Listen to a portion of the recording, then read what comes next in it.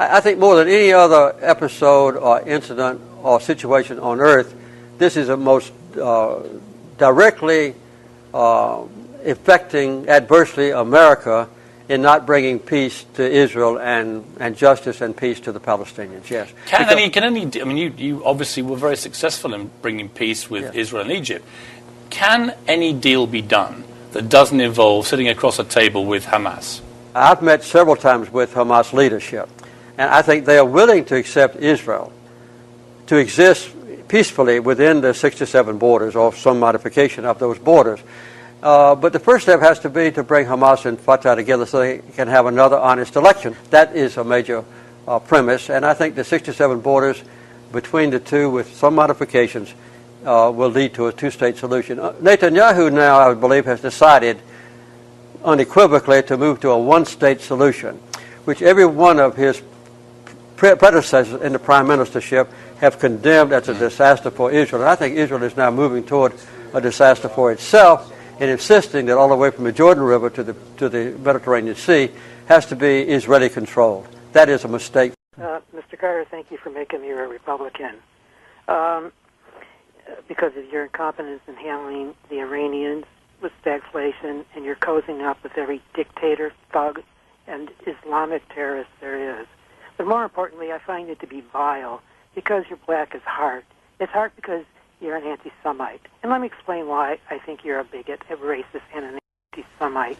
No holds I think, barred. Caller, that the name calling is fine, is enough. But thank you. But I think that the thing that is preventing now Israel having a chance for the peace that we all pray for, permanent peace, in their own borders, recognized by every Arab country and the entire world, living side by side in harmony with the Palestinians. That's what this book is designed to accomplish. And I don't think it's going to ever do that as long as there's no debate, no discussion, and people are intimidated from expressing their views frankly or from even studying that.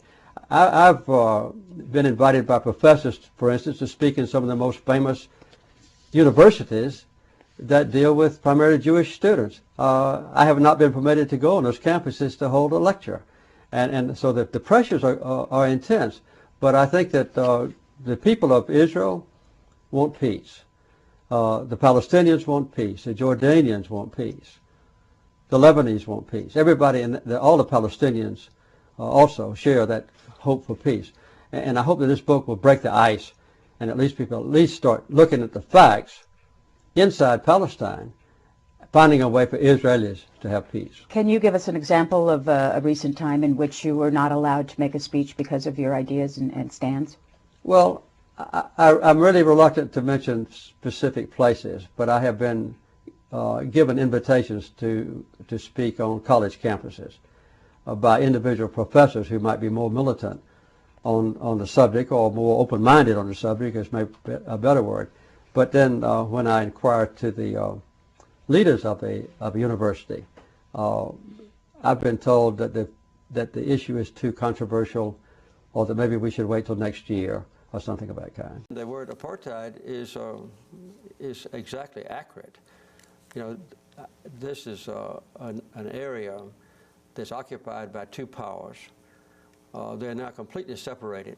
The Palestinians can't even ride on the same roads that the Israelis have created or built in Palestinian territory. The Israelis never see a Palestinian except their Israeli soldiers. The Palestinians never see an Israeli except at a distance, except the Israeli soldiers. So within Palestinian territory, they're absolutely and totally separated, much worse than they were in South Africa, by the way. And the other thing is, the other definition of apartheid is one side dominates the other, and the Israelis completely dominate the life of the Palestinian people. Why don't Americans know what you have seen? Americans don't want to know, and many Israelis don't want to know what is going on inside Palestine. It's a terrible human rights persecution that far transcends what any outsider would imagine. And there are powerful political forces in America that prevents any objective analysis of the problem in the Holy Land.